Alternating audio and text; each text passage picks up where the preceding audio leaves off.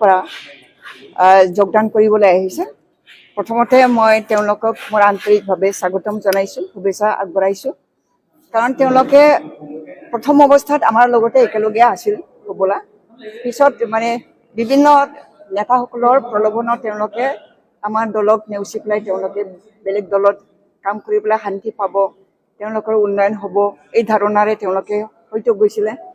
তেওঁলোকৰ ঘৰে ঘৰে চাকৰি দিয়া হ'ব বুলি কোৱাৰ কাৰণে আমাৰ দলক মানে খন্তেক সময়ৰ কাৰণে এৰি হ'লেও তেওঁলোকে বিভিন্ন দলত গৈ পেলাই কাম কৰিছিলে। তেওঁলোকে তাত গৈ পেলাই দেখা পালে যে তাত একো নাই, তাত শূন্য, জিৰ'। মানুহ হিচাপে বাচি থাকিবৰ কাৰণেও তাত একো নাই।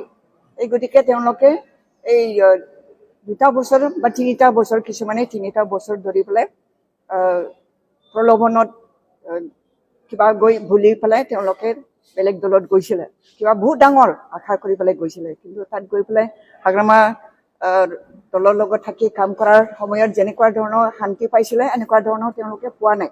মানুহ হিচাপে শ্ৰদ্ধা পাইছিলে, তেনেকুৱা ধৰণৰ তাত গৈ পেলাই একো পোৱা নাই। সেইকাৰণে তেওঁলোকে আকৌ নিজে মানে অনুতপ্ত হৈ পেলাই আমাৰ দলত যোগদান কৰিবলৈ আহিছে। তো আমি আগৰ দৰে আকৌ কাম কৰিব লাগিব, ৰাইজৰ হকে আমি কাম কৰিব লাগিব। সকলোৱে এতিয়া নিজৰ স্বাৰ্থক মানে নেওচি পেলাই সমাজৰ কাৰণে আমি কাম কৰিব লাগিব।